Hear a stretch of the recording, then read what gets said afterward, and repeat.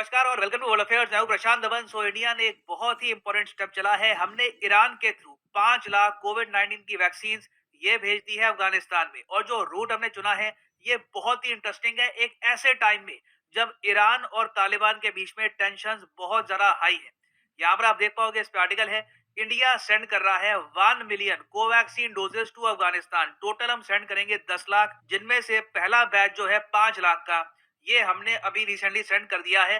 कुछ दिनों के बाद हम 5 लाख जो वैक्सीन हैं ये और सेंड करेंगे। और यहाँ पर आप देख पाओगे इस तरीके से जो ये फ्लाइट है ये इंडिया से टेक ऑफ हुई है, ये अब पहुंची है ईरान में। अब ईरान में उसके बाद ना बॉर्डर के थ्रू ये जो वैक्सीन है ये पहुंचेगी अफगानिस्तान के इंदिरा गांधी चिल्ड्रंस हॉस्पिटल में।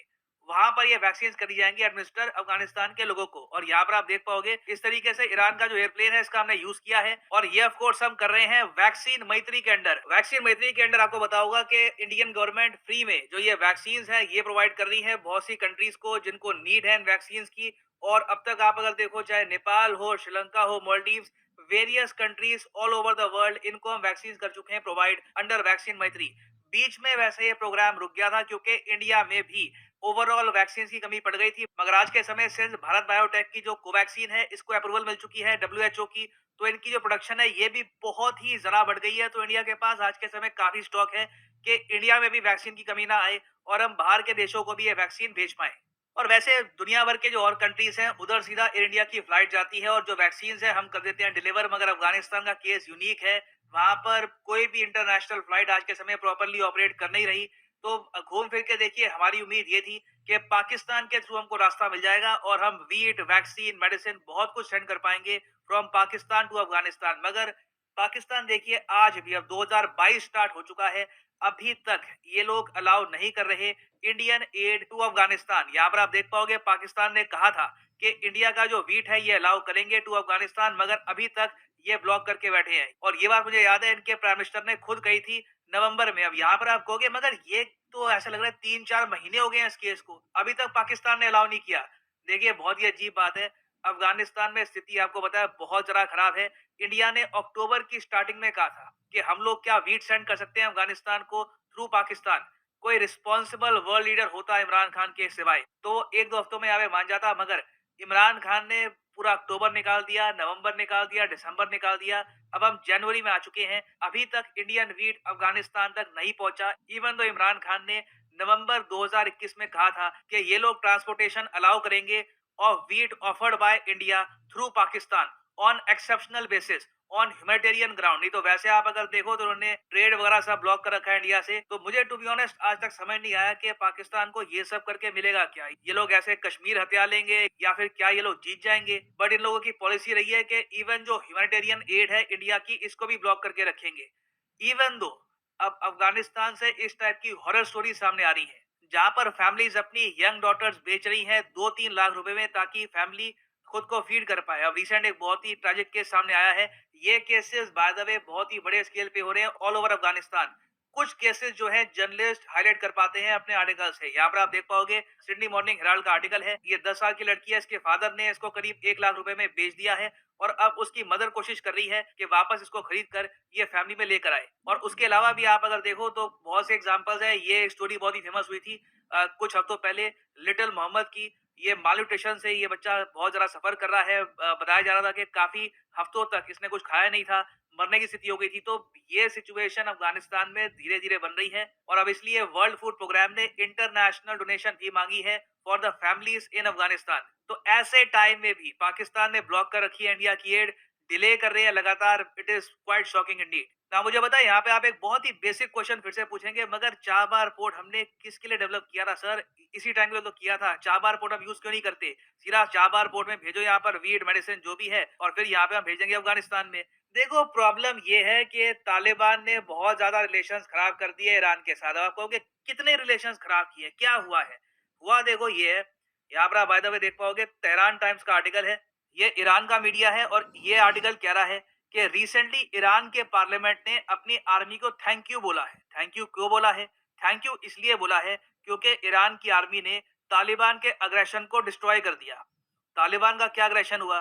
देखिए इन्होंने यही किया, रिसेंटली फायरिंग स्टार्ट कर दी ईरानियन सोल्जर्स पर। ये देखकर मैं भी काफ़ी शॉक्ड था क्योंकि घूम फिर के जो भी एड आज के समय आ रही है, उसमें से करीब 10 से लेकर 20% तो ईरान से ही आ रही है। तो इन्होंने ईरान के साथ रिलेशंस और ख़राब कर दिए। बहुत सारे जो ईरानियन गार्ड्स थे, इन्होंने कैजुअल्टीज़ यहाँ पर सफ़र करी। तालिबान ने यहाँ पर ये कहा कि हमको लगा कि स्मगलिंग हो रही है। लिटरली इन्होंने ये कहा कि हमको लगा स्मगलिंग हो रही है, तो हमने गोलियाँ चला दी और उसके जवाब में ऑफ़ कोर्स ईरानियन गार्ड्स ने भी कहा है कि हमने भी फिर जवाबी कार्रवाई करी और तालिबान के अग्रेशन को हमने डील किया है। और इस बार अगर आप सोच कर देखो, हमारे यहाँ पाकिस्तान के अगेंस्ट खूब गोलियां चलती है, पार्लियामेंट में इस तरीके से हम अपनी आर्मी को थैंक कब करते हैं?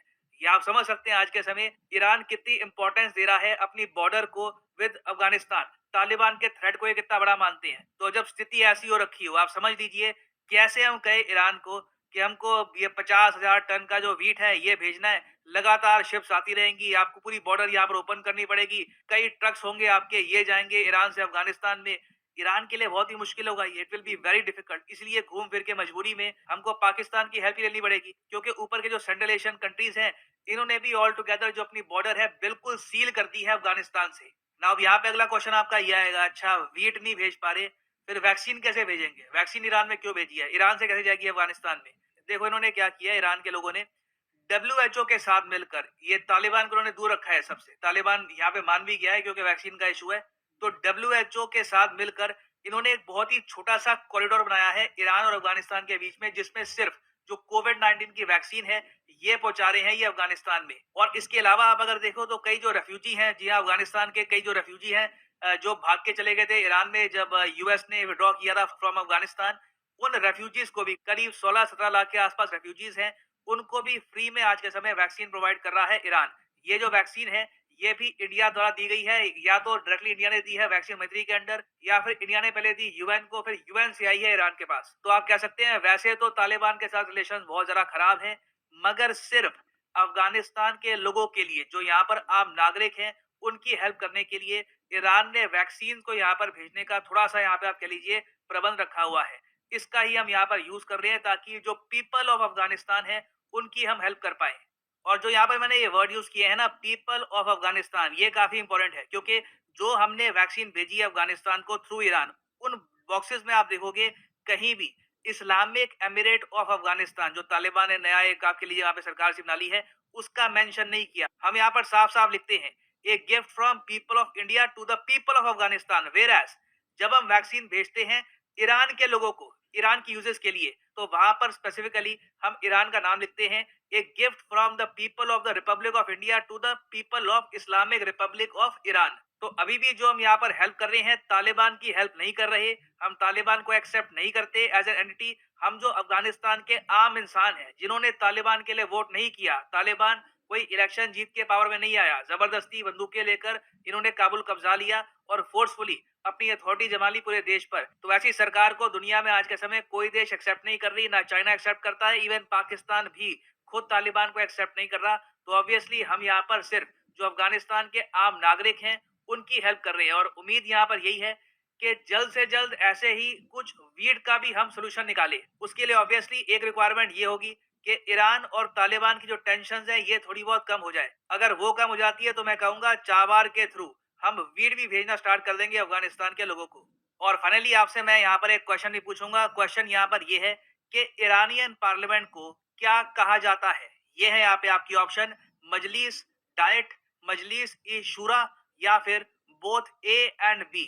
इसका आंसर करो कमेंट सेक्शन में। सही आंसर जो होगा उसको मैं हार्ट दे दूंगा, तो वैसे ही आपको दिख जाएगा कमेंट सेक्शन में इसका सही आंसर क्या है। सबसे ज्यादा लाइक होंगे उसको मैं उसको हार्ट भी दे दूंगा। और बहुत इजी क्वेश्चन है, इसको अटेम्प्ट करिए। सिर्फ ईरानियन पार्लियामेंट की हमने बात करी है इस वीडियो में।